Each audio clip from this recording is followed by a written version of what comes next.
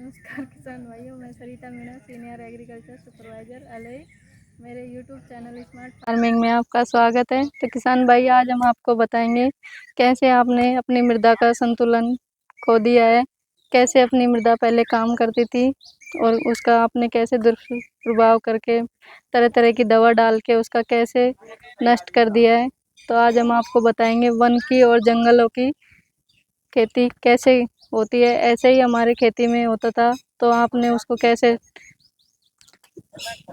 दुष्प्रभावित किया है उसके बारे में मैं आपको बताऊंगी। तो पहले क्या होता था कि जब हमारे फसल में अनावश्यक वे बच जाते थे फसल अवशेष, तो उसको खाद के रूप में काम में लिया जाता था, ना किसी प्रकार की दवा दी जाती थी खेतों में। तो उससे हमारा संतुलन बना रहता था। प्रकृति का जो मिट्टी में जो लाभदायक कीट थे वो फसल अवशेष को खाते थे, अपना भोजन उससे लेते थे और हमारी मृदा को स्वस्थ रखते थे। इस प्रकार संतुलन बना रहता था। तो वो हमने दवा दे दे के उन लाभदायक जीवों को नष्ट कर दिया है। तो इससे हमारी खेती में तरह तरह के जो हानिकारक कीड़े हैं वो बढ़ गए हैं, उनकी मात्रा बढ़ गई है। तो तरह तरह के रोग आने लगे हैं हमारी मिट्टी के अंदर, फसलों के अंदर। तो आज हम आपको दिखा रहे हैं जंगल का ये। तो जंगल में ना किसी प्रकार की दवा दी जाती है, ना किसी प्रकार का कीटनाशी, खरपतवारनाशी, किसी भी तरह के दवा का उपयोग नहीं किया जाता जंगल के अंदर। तो आज भी जंगल के पौधे स्वस्थ हैं, इनके अंदर ना कोई रोग है, ना कोई कीट है जंगल के पौधों के अंदर।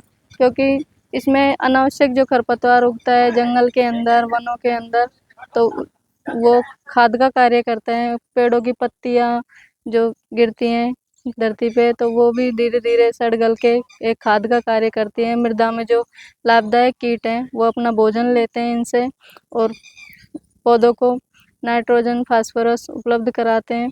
तो इस तरीके से हमारे प्रकृति का संतुलन बना रहता है। जो हमने प्रभावित कर दिया है लाभदायक कीटों को दवा खाद दे दे के, तो वो धरती के अंदर कम हो गए हैं। तो आज भी हमारे वनों के अंदर आप कहीं भी बीज डाल दो वो उगाएगा और स्वस्थ रहेगा और एक अच्छा पौधा तैयार होएगा।